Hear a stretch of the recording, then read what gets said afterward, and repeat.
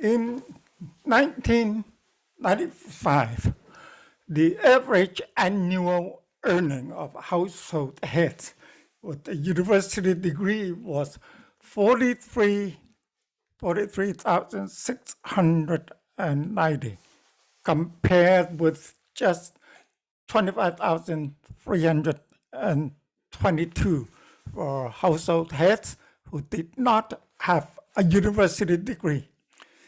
And the lifetime income of university graduates is more than $200,000 higher than non-graduates after the full cost are accounted for. The university graduates also have far lower unemployment rates on average than those who lack university degrees. So I'm urging you to finish your university degree. A university education is of enormous value to the student. It puts them among the income and the wealth elite of the nation, and it gives them far more than financial benefits. The knowledge gained and the critical thinking skills should extend the scope for enjoyment of life on a more fundamental level. The purported social benefits of university education constitute an increasingly weak basis for more public funding. The primary beneficiary by far is the student. So this is just something, and of course this is 1995, and nowadays the same differential. Those with university degrees, they are much better off than those without. Okay, especially in what we are now in the midst of globalization, knowledge is power.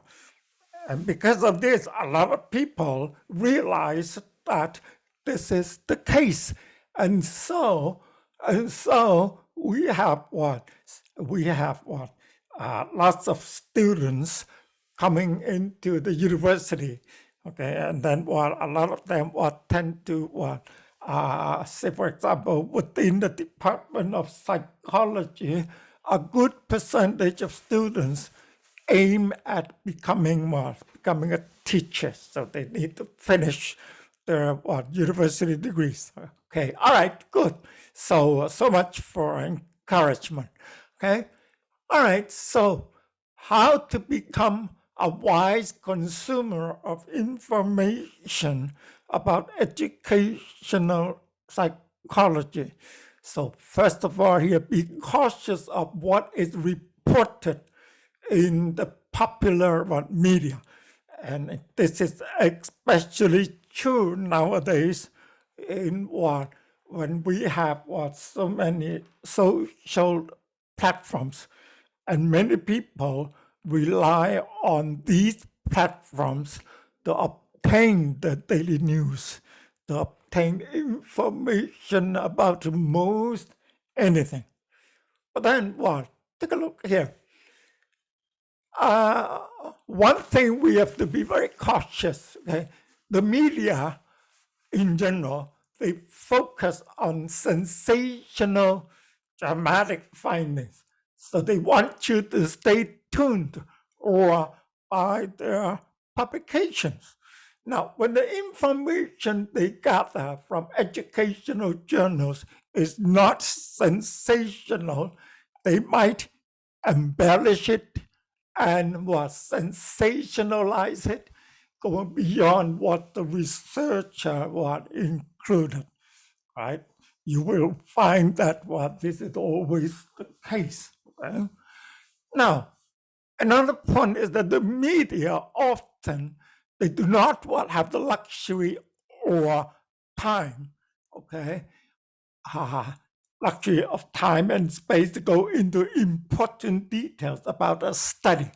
Okay? They often get only a few lines or a few minutes to summarize as best they can what can be very complex findings. Okay? So too often, this means that what is reported is overgeneralized and stereotyped.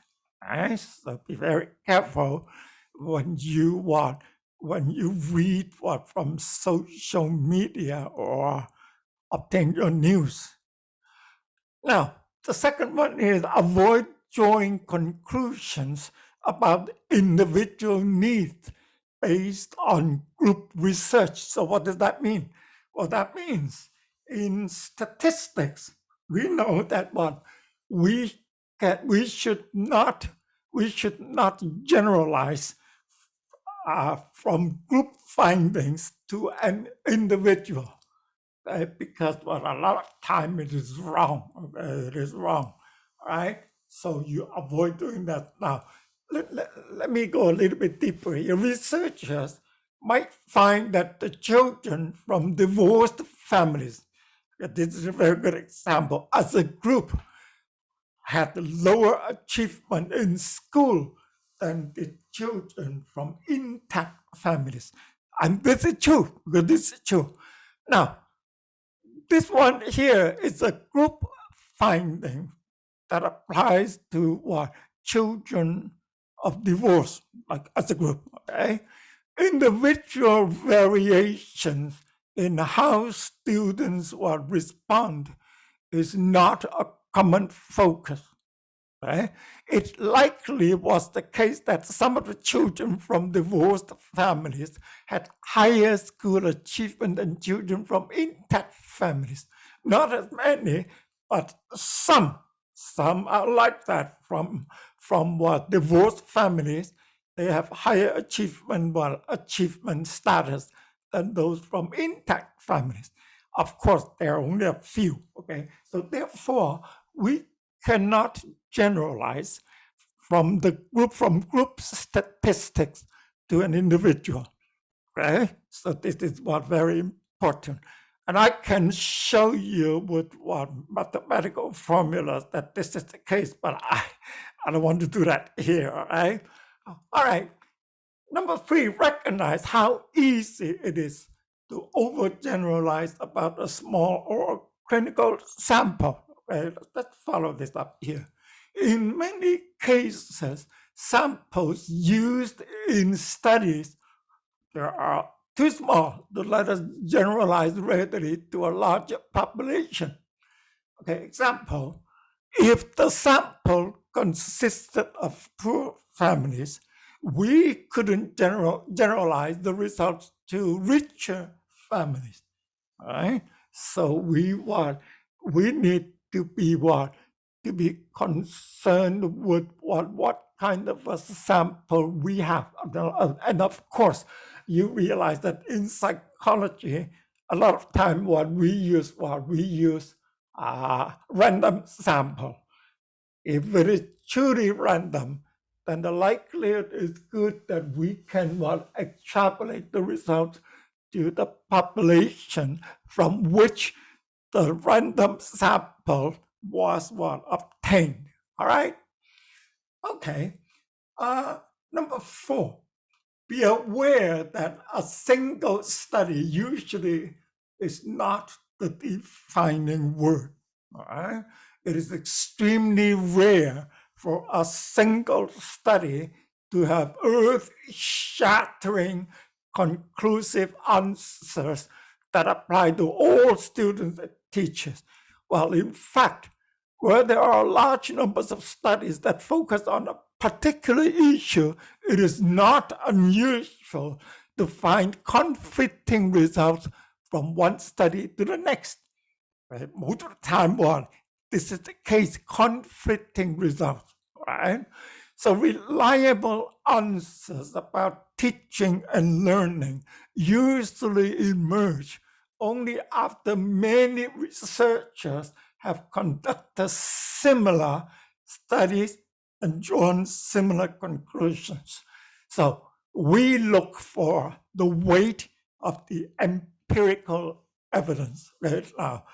Weight of the empirical evidence. These are important words that should guide us in what? In interpreting research results. All right. Number 5, always consider the source of the information and evaluate what is credibility. Well, especially nowadays, you don't trust Trump, all right? And what? And then what? There are what? Many what instance of what? Instances of what? Of misinformation, false information, all the time now. Okay? Now, in most cases, the research has undergone far more scrutiny and a careful consideration of the work's quality than is the case for research or any other information that has not gone through the journal process. Now, what is the journal process? Well, Peter Chow has been a journal editor in the editorial board for more than 16 years, and I am still a frequent invited guest editor for several big journals in the United States as well as in Canada. All right. Whenever I review a paper, like say a 12-page paper, it took me, you wouldn't believe me, sometimes 10 hours, sometimes 20 hours, okay, to go through one, and of course, to write down the review. Okay? So what it is, being an editor is what we don't get paid. Okay, we only get the name. Okay, sometimes not even the name. Only internal people know what our names. Okay, we don't get. I don't get paid. Nobody get paid. Okay, and like being a journal editor. Okay, but then what? We want. We just want do our job and just be a good scholar. Okay, be a good scholar. And what? So therefore, what we have to know our own stuff really, really well. All right. Okay. Now, so look at these 5 points. Whenever you try to obtain information, or you try to read from social media, newspapers, magazines, be careful and keep these 5 points in mind. All right, developmental approach. If you study my course outline, you realize that I am I mentioned using the developmental approach. And why? Well, let's take a look here. Let's say if there is a punt suspending in midair, let's say we could do that. I have Dumbledore's wand. I hope you like Harry Potter books and the movies. And there are originally 7 books. Is that right? I read all 7. Okay? And 8 movies. Well, they tried to squeeze as much money as possible. And I watched all those movies too. Okay. Anyway, I used I read Harry Potter, the first 3 books, to my younger boy, because he hated reading, and his English was poor at that time, many years ago. He's now a full-grown adult. But then after I finished the 3rd book, we had to line up for the 4th one. Remember at that time? I can't remember what year. Anyway, and the 4th one, Harry Potter, it was thick. The book is really thick. I have a copy here. No, I don't. And so I was about to read the book to my second boy. He said, "Dad, let me read it." So he grabbed the book from my hand and he read from beginning to end. And ever since his English, he could read and he could write really well. Okay, I'm proud of him. But then this is the joy of reading. Now, reading novels to your own children. Anyway, a punt suspended in midair. This punt is just a punt. It is dimensionless. There is no dimension. Okay, but then let's say if I move the punt along space and form a line, this line is the first dimension. Okay, so I have the first dimensional line. Okay, if I move the line, then the line could form a plane, and the plane here is my second dimension. Is that right? I have length and I have width. Okay, if I move the plane so that the plane forms a cube. The cube has 3 dimensions. Is that right? So now I have length, I have width, I have height. So then we are talking about a 3-dimensional space, is that right? Whatever we see now every day here, we take into we will look at 3-dimensional stuff.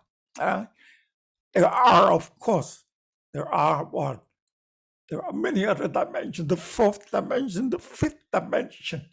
Well, most people, 99% of us, we don't get to see the 4th dimension.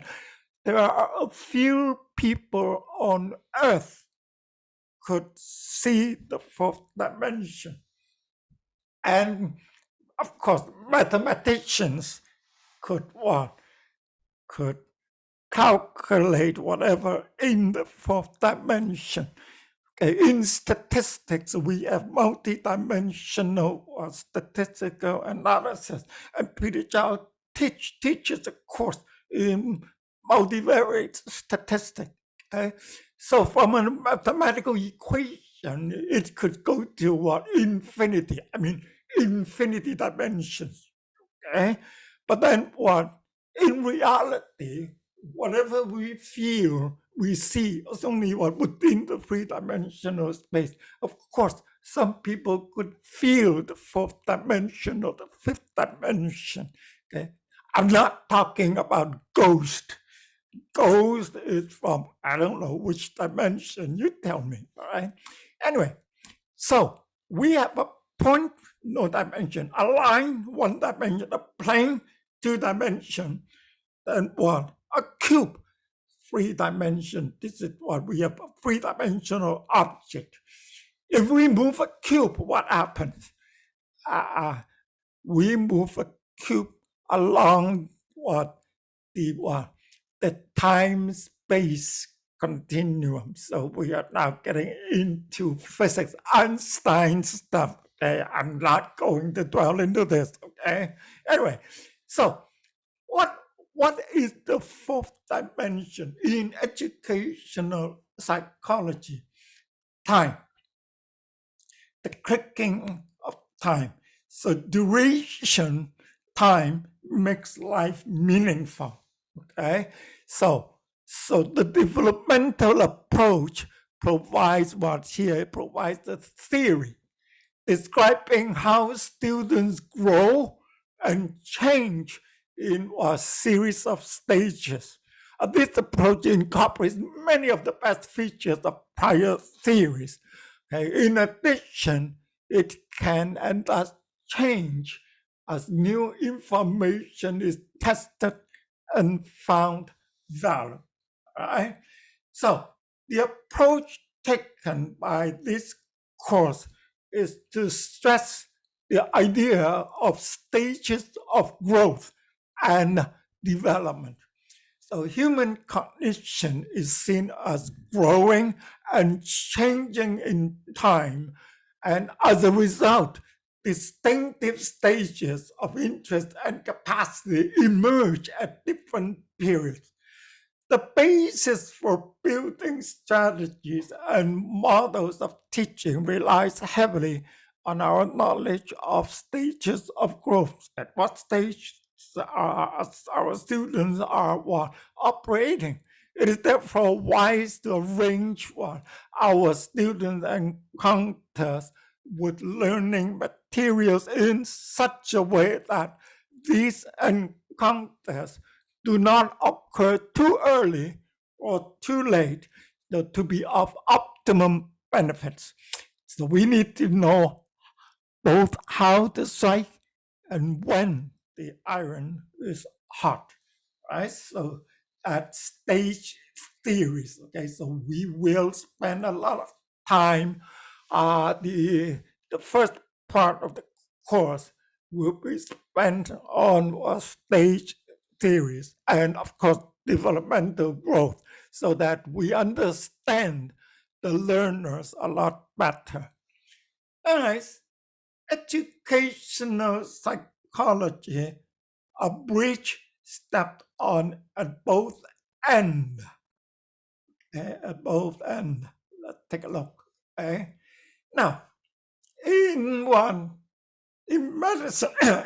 medicine, we open our private body for scrutiny, right? The doctor cut you up, okay? In psychology, we open up our spiritual well-being, our inner self for scrutiny, is that right? Right? So psychology as the science of human behavior has as a major concern the discovery of laws. Right? So as such, it focuses on basic description and prediction to uncover gradually the nature of human beings. So in this mode, psychology is a science.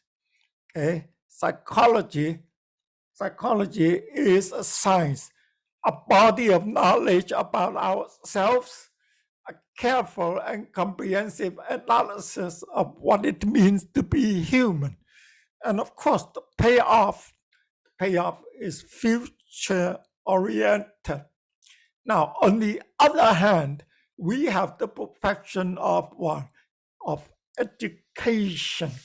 Okay? A profession generally has exactly the opposite agenda as a science. Education, like law, medicine, and business, has practice as its foremost concern. Okay? Applied knowledge is the what? Is the only kind that matters. Well, for example, the doctor cannot say in the middle of a surgery, well, close that bloody wound and let's do more research because we have no theoretical framework for this cut here. So tell the patient we are sorry, bye-bye. They can't do that, okay? Because practice is at the forefront of the profession. Now, educational psychology are the bridge between two different traditions or cultures, scientific and humanistic. Okay? It is still being built at this point. Okay? Theory without practice can be abstract speculation. I copy this from definition from. Okay? Practice without guiding theory, on the other hand, can be random or fancied activity without point or consequence. So clearly, we need both. We need both. All right. The William James in 1876. William James in 1876, and we will cover William James a little later. He said, Psychology is a science. Teaching is an art. All right? And sciences never generate art directly out of themselves. That's true. An intermediary inventive mind must make the application by use of its originality. See William James, okay, the father of American psychology. All right. So he speaks well, is that right? Now, the behavioral scientists draw inference about cognitive process. The teachers want to know what to do at a given moment with the student. So you see, the movement is to go from the general, the scientific, the objective, to the particular, the active, and subjective. Okay, so this is what this is educational psychology. Okay, bridging what two gaps. It is both what science and it is art, and of course, it takes a lot of work. It takes a lot of what intuition, talent, and creativity on top of what having the knowledge and the skills to teach. All right. Now, the many roles of a teacher. You see here, the teacher as an instructional expert. The teacher makes decisions about what materials and methods to use. And the teacher bases decisions on subject matter abilities and needs of students and overall goals. Okay. Now, another role of the teacher as motivator. So many teacher decisions have an effect on student motivation. And at the heart of effective teaching is keeping students actively involved in learning. Okay? So that is very important. How to motivate our students. Okay, this is not easy, as you will see later on. All right, the teacher as manager. Okay, as manager, managing the class requires a large percentage of the teacher's time. Okay, so classroom management, as you will see later on, okay, it is not that easy. It is always gives teachers headache. All right, and classroom management. Okay, how to maintain a healthy learning environment and that is free from disruption, right? That is important. Is that right? That is important. And the teacher as leader of a group of students using the power of the group, like using group pressure to obtain or to promote conformity in the classroom. Okay? And in doing that, the teachers could promote individual growth. All right. Okay, so that's good. The teacher as a counselor, responding to students' personal problems. So later on, you will see that it is a good thing that, say, during recess, some teachers do this here, is to go out to the field or to the soccer field, basketball court, and or perhaps go to the cafeteria and join the students. They talk to them, just to show them that they are interested in their private life, when they have problems, okay, that type of thing. All right. Now, number 6, the teacher as environmental engineer.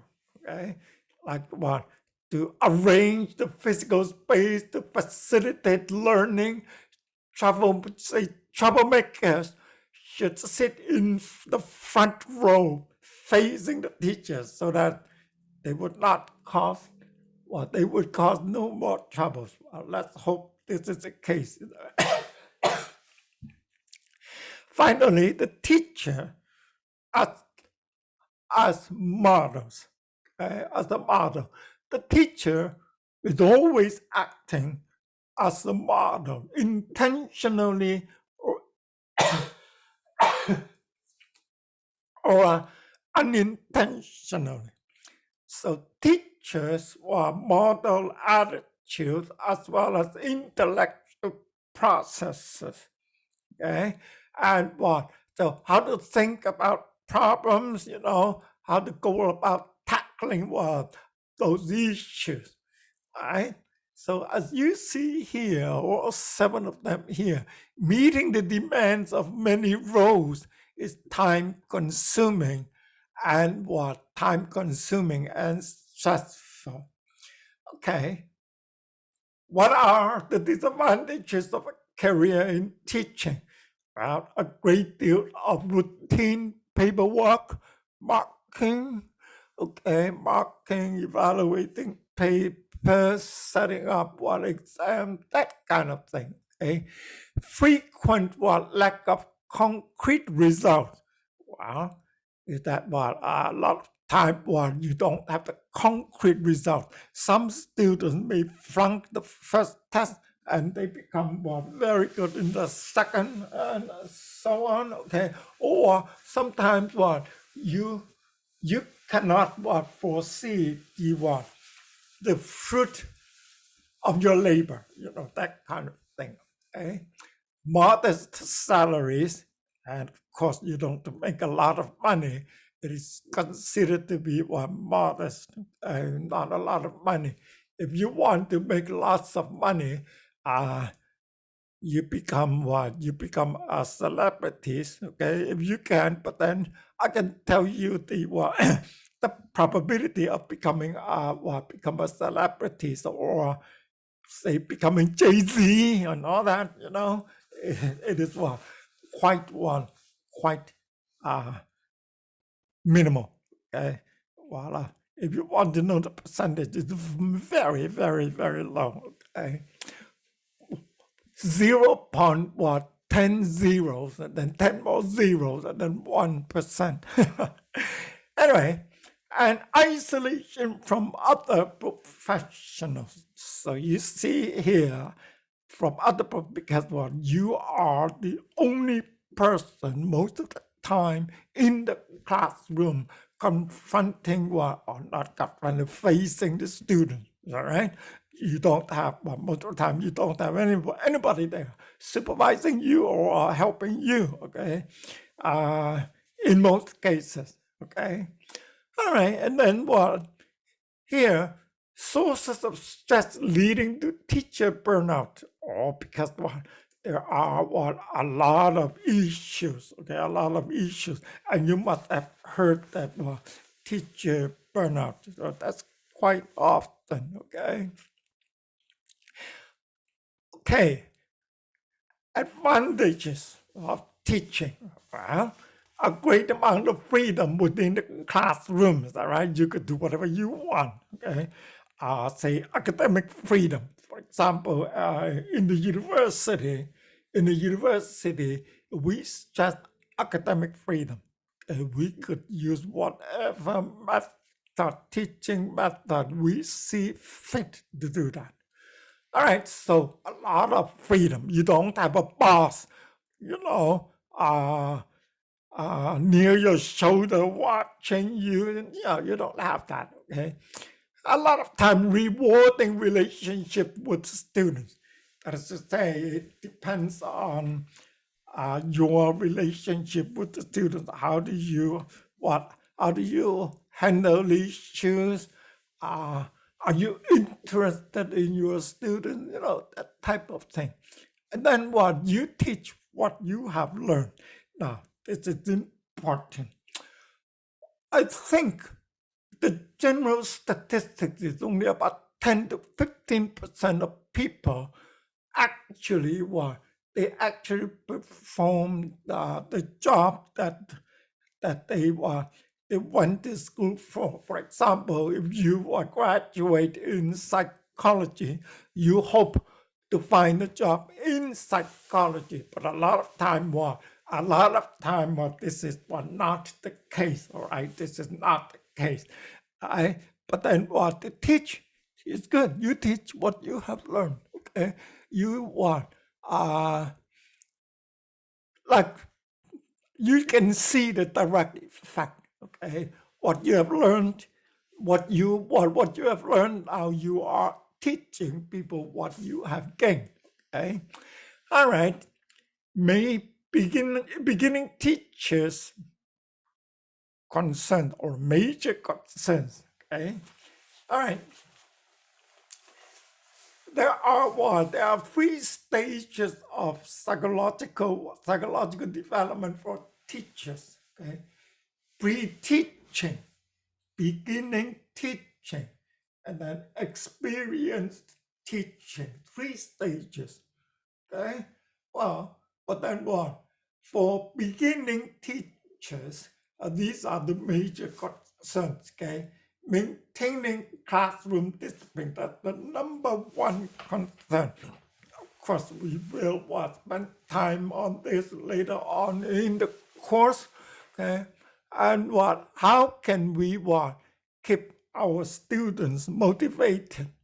Okay, it is motivation is important. If you could motivate them to learn, oh my goodness, they could make bounces and leaps within a very short period of time. Okay, accommodating differences among students.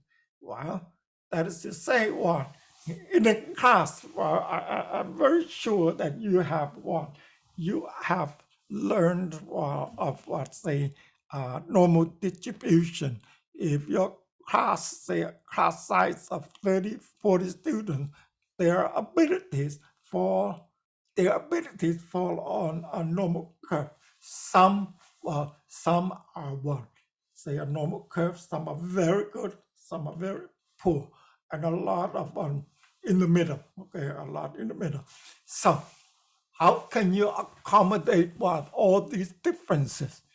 Okay, all those at the bottom of the distribution, they say, the teacher, you go too fast. And all those at the high end of the distribution say, how can you linger on for so long? This is easy stuff. How do you deal with that? You have to accommodate individual differences. Okay? Evaluating student work. Would that be a multiple choice or would that be an essay? All right, so we will talk about it. If you have a class, if you teach a class of 100 students and you give them a long essay as an assignment, my goodness, you are trying to kill yourself, right? You're trying to kill yourself. But writing multiple choice test items is not easy. I will show you. Our next topic is test wiseness. I will show you. It is not that easy. Dealing with parents, parents teacher conferences. Some teachers are very defensive. Some parents are defensive. What do you do? Okay, so it is problems. All right. Okay. So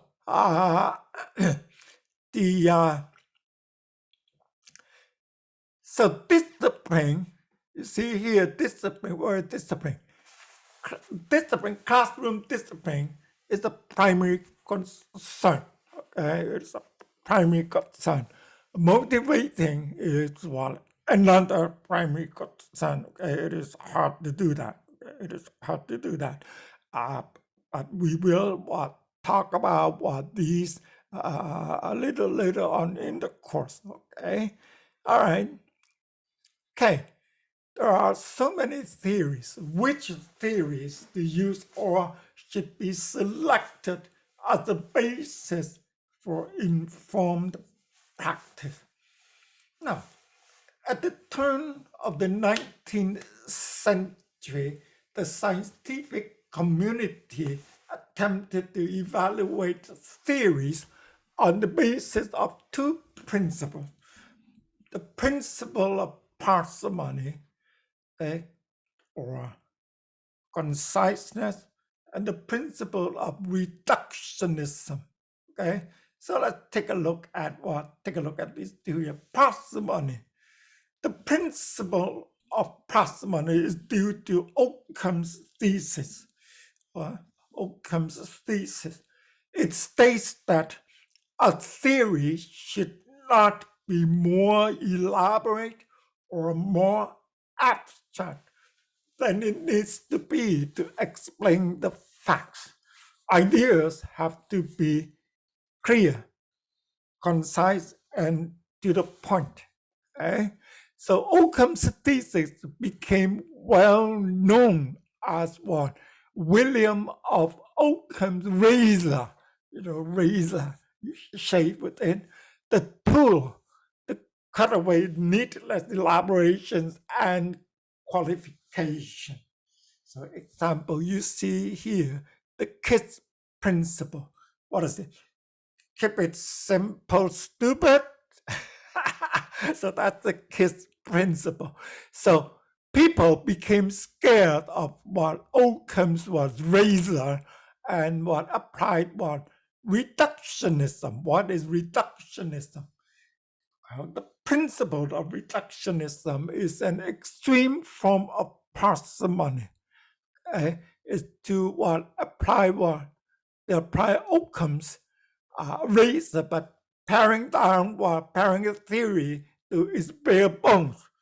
It eliminates as many assumptions, qualifications, and suppositions as possible. A good example will be what behaviorism. Okay, remember what the first force of psychology, behaviorism, only studies things that are observable.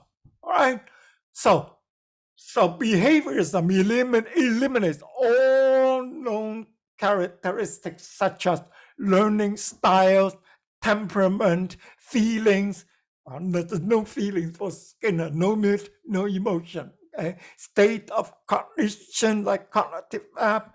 And in fact, everything in psychological theory was cut away except one principle, the law of effect. The law of effect, something what the effect is caused by something. So the law of effect normally something observable. Right? So that's reductionism. Okay, that's reductionism. All right. Take a look at the focus of educational psychology. So that is what the teaching learning process, the interaction. So the four-way agenda of teaching. Okay, what are the four ways? The students, the teacher, the classroom strategies, and the content to be taught. Right? So let's see the students. Who are they? Okay, who are they? And what? There are three different versions of human behaviors to look at. Okay, the one ideographic, which focuses on the uniqueness of individual. That is to say, we're looking at individual differences. So an example will be case study.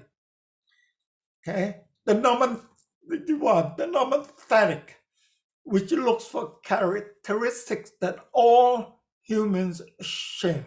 So that is to say, we are looking at group similarities. So we are looking at group data. And then the ideographic nomenclatic middle ground. So that is a combination of both. Okay, so that is what a wide spectrum of what human behavior to look at. Okay, now the teacher, your own attitudes, your own attitudes and understanding about learning. Example, the goals of your classroom, okay? Your expectation about your students, your level of self-understanding as a person and as a professional, right? So the hidden agenda of classroom, what is the hidden agenda of classroom? The unspoken views of how a teacher really what feels about his or her role and the student. So in fact, research has shown just how powerfully some of the unintentional behavior that results from this hidden agenda affect the students. So while you are learning about students in the classroom, okay, the students are most likely learning about you too. Okay, oh, where are you coming from? Okay, so that type of thing. All right. So, so that's the hidden agenda, without letting people know. Okay, your own attitude, your understanding of the student, and later on we will talk about what self-fulfilling prophecy later on. Okay, self-fulfilling prophecy. That how you feel about the students. Okay, they tend what even nonverbal communication. They will fulfill your expectation. Hey, teaching strategies. The explicit set of teaching strategy, the actual classroom behaviors you employ. Do you walk around while you're teaching? Do you point your finger at your student when you ask them what you do this? Okay, Peter Chow does this. I seldom point the finger at my student. Okay? I hope I'm teaching this course in a classroom. Anyway, so, and what? The content for the agenda, content of your teaching. So as a teacher, knowing the field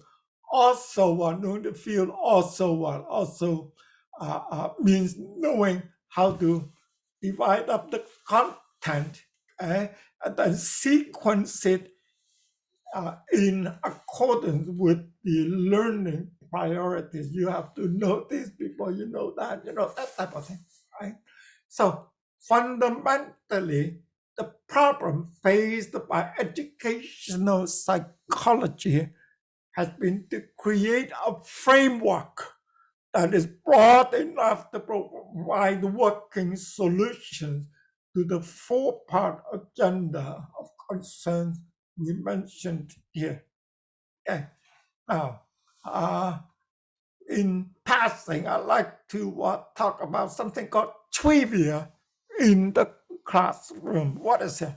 That's the rapid fire question and answer procedures. Okay. Who invented this? Well, you just ask for a name. Who did that? That type of thing. A series of studies has shown that the classroom trivia quiz does not promote learning. Okay? You have to go deeper. So this is what classroom trivia or trivia in the classroom. Okay. All right. So let's take a look at some historical background. Okay. William James, 1842 to 1910. William James is considered to be the father of American psychology. Okay, he was the first one to systematically try to understand human. Okay, try to devise methods standardized method to look at what behavior. Right? So that's William James, right? Father of American psychology. He saw psychology, what he saw psychology as what? As a natural science, okay? So soon after launching, he launched the first psychology textbook called The Principles of Psychology in 1890. He gave a series of lectures called what? Talks to Teachers, 1899. In which he discussed the applications of psychology to educating students or educating children. So William James argued that laboratory psychology experiments often can tell us how to effectively teach children. He argued for the importance of observing teaching and learning in the classroom for improving education. All right? So examine and understand the process of teaching and learning in the classroom. Okay? All right. So James Watts wisely saw that psychology had to look to the natural environment for much of his information. So he saw psychology as a natural science, all right? So he launched the effort to examine and understand the process of teaching and learning in the classroom. So his influence and insight can be felt nowadays, all right? So secondly, he pointed to the central importance of starting lessons at a point just beyond the students' present comprehension. So the famous dictum, start where the learner is and proceed. Start where the learner is and proceed. And you will find that Hunt later on, he capitalized on what? On this, okay? And what? Kind of called what? Matching and mismatching, okay? Well, we'll come to this. This is based entirely on what William James' idea, all right? Okay. Number 3, tailoring the educational material to fit the learner's true condition. William James he saw the importance of tailoring educational material to fit the learner's true condition, not the condition that the teacher assumed the learner should be in. Now, remember in the early 1970s, with the computing power started to double every 6 months at that time. No, at that time every 2 years, and later on every 6 months. Okay, there's something called CAI, computer assisted instruction. At that time, it became saying that this is a space age product, the promise for the future is use computer to deliver instruction. Okay, so that the main point is computer assisted instruction is called tailored teaching. Okay, to tailor the materials to the level of the student, but it never took off. Okay, never took off. Okay, a lot of researchers at that time predicted that teachers would be replaced, but that was 1975. Look at it nowadays. Okay, all right. So tailoring is tailoring is a good process, a good thinking. Okay, it to tailor the learning materials to the level of the student. Okay, and you will see later on what the teaching effectiveness. How could we do this? How could we do this? All right, understanding the nature of children, like what in developmental psychology, as behaving organisms. Okay? By understanding the nature of children and adolescents as behaving organisms, William James was convinced that teaching could be what? Improved. So therefore, we must understand what the developmental psychology. Okay, understanding what adolescent psychology in university, we must understand what early adulthood, that type of thing. So therefore, it is very important for us to understand developmental growth, okay, in all areas, cognitive growth, uh, psychosocial growth, and development of morality, that type of thing. Okay, we need to understand all that in order for us to teach our children well. So the entire enterprise of education is determined by what? By the actual classroom teacher, who has the freedom of choosing whatever teaching method that pleases him or her. You see here the importance of classroom teaching. All right, so it is William James a forerunner in both psychology and educational psychology and teaching. Okay, Edward Thorndike, okay, he promoted scientific education. Okay, remember Thorndike? He learned from John Watson. Okay, he rejected the popular notion of formal discipline.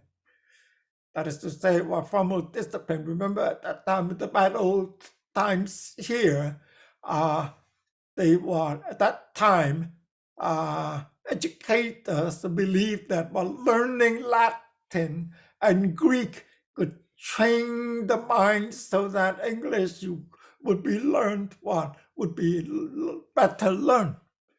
Okay? But Thorndike believed that positive transfer will occur if the second learning situation was the same as the first one. So he did that using is puzzle box, using CAT. Okay? He postulated a lot of good theories. All right, so he performed a lot of scientific experiments on cat in order to understand human. Okay, and then look at this here. His main emphasis was on empirical measurement. All other ideas, perspectives, and theories were practically abandoned. Okay, so he wanted just to do measurement, psychological measurement. Okay, the field grew more narrowly scientific, objective, and empirical. That's true. It's more scientific, more objective, and more empirical. He was almost preoccupied by trial and error learning and measurement techniques. Okay, he developed a lot of measurement techniques. He developed more precise ways of measuring measuring increasingly insignificant educational problems. The range of value we could know was limited to what we could measure. So it is a problem, is that right? It's problematic. Is that because of behaviorism. But then despite these shortcomings, all right, thousands of studies have been produced, published, but they have little influence on learning and the practice of teaching. So this one actually has been predicted by William James. Is that right? We need to go to the classroom and do observation. All right. So this is one. This is we call it reductionism at work. Is that right? Reductionism at work. John Dewey is called the father of American education.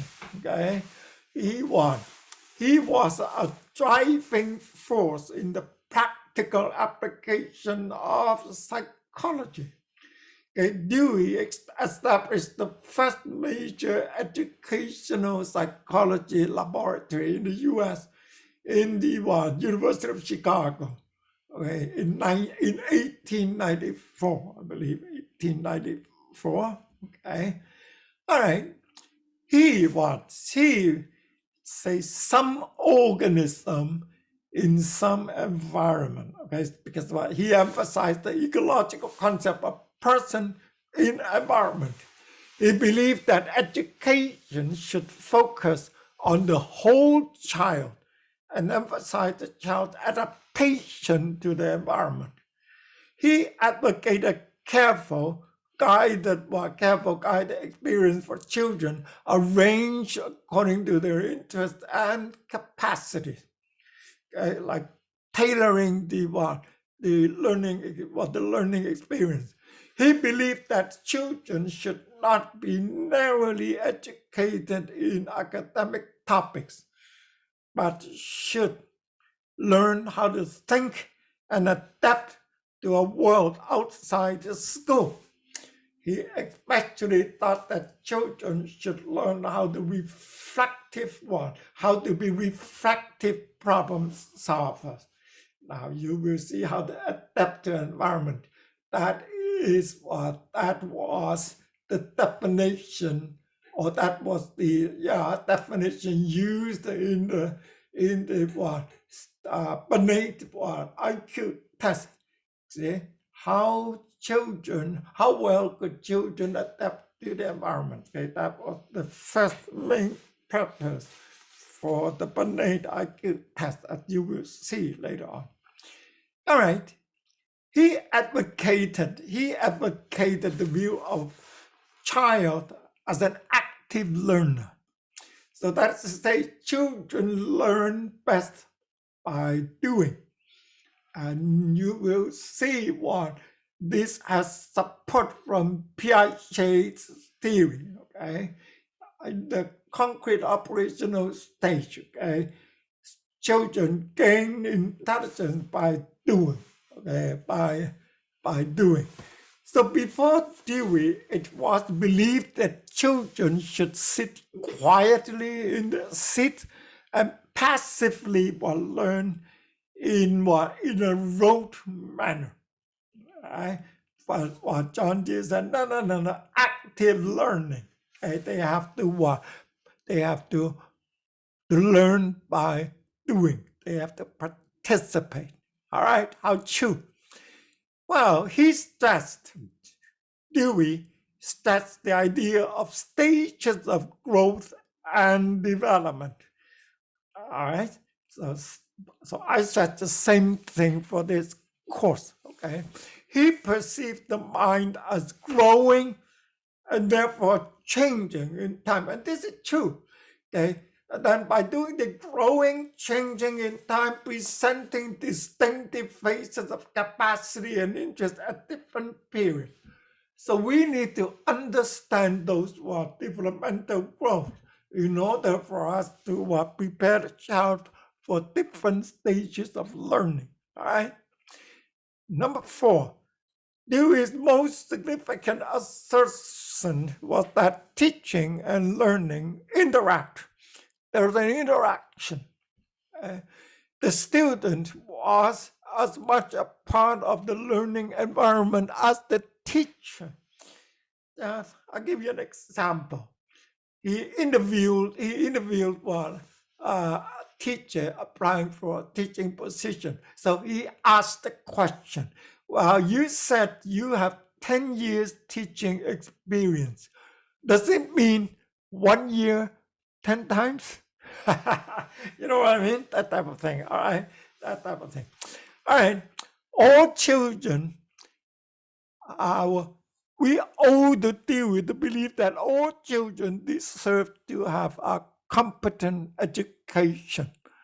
This democratic ideal was not in place at the beginning of Dewey's career in the latter part of the 19th century, when education was reserved for a very small portion of well-to-do children, many of whom were boys from wealthy families. See, sex discrimination. Dewey was one of the influential psychologist educators who pushed for a competent education for all children, girls and boys, as well as children from different socio-economic and ethnic backgrounds. See, John Dewey has an open mind, is that right? He has an open mind, so that is very good. So in summary,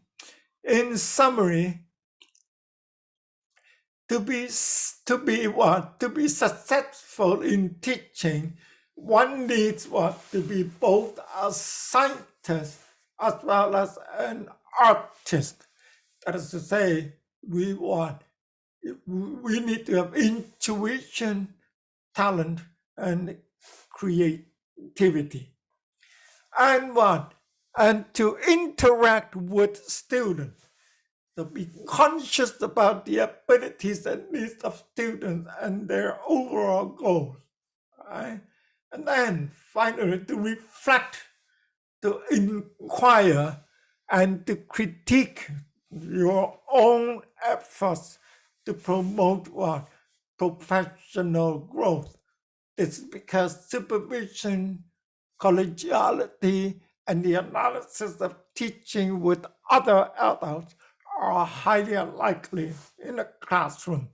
Okay, so this increases the need to develop a reflective capacity and a doing capacity. You cannot afford either as an exclusive mode. You can't do that. All right. Our final topic for this lecture is using research to understand and improve teaching. Okay. Quantitative research methods are primarily experimental and focus on causation. What causes this? Right? Qualitative methods are non-experimental. They are concerned with describing underlying themes or experiences of particular phenomena, but do not always help identify what causes. So we have descriptive studies. It's just naturalistic observation, sometimes even participant observation. For example, ethnography involves studying naturally occurring events in the life of a group or trying to understand the meaning of this event to the people involved. Okay? Sometimes participant observation, you actually you are there and live together with them and do your observation. Interview and questionnaires, of course, right? A lot of those, all right? And case studies. Case study is an in-depth look at an individual. Although case studies provide dramatic, in-depth portrayals of people's lives, we need to exercise caution when interpreting them. Okay? The subject of a case study is unique, with a genetic makeup and set of experience that no one else shares. So for these reasons, the findings might not generalize to other people. Right? Standardized test. You know what that is, okay? Standardized test here. Everyone will write the exam together, exactly the same questions, so that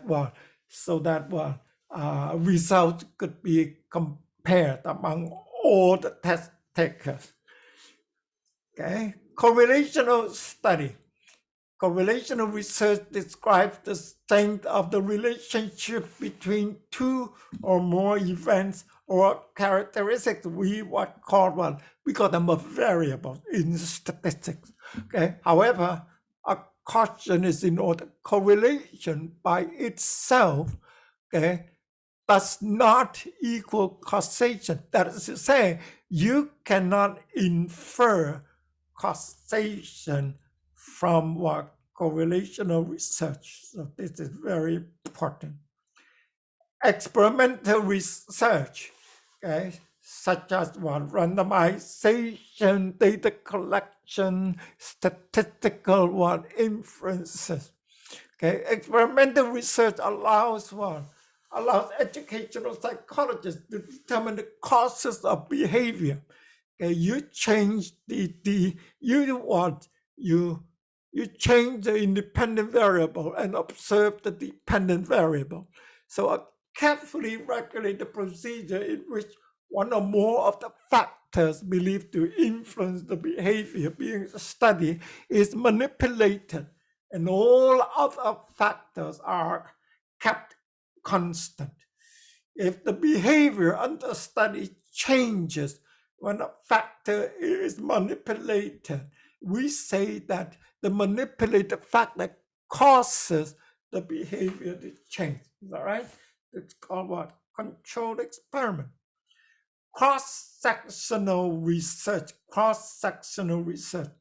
But to say what? Things happen along let's say along the time tunnel.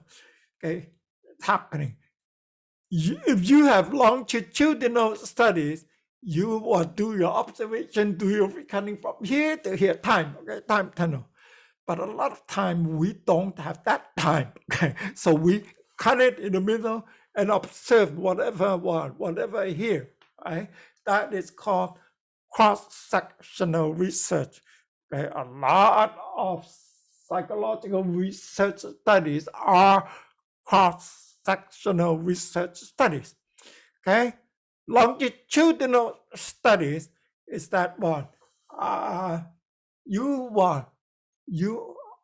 follow the student, you observe the student for a lengthy period of time.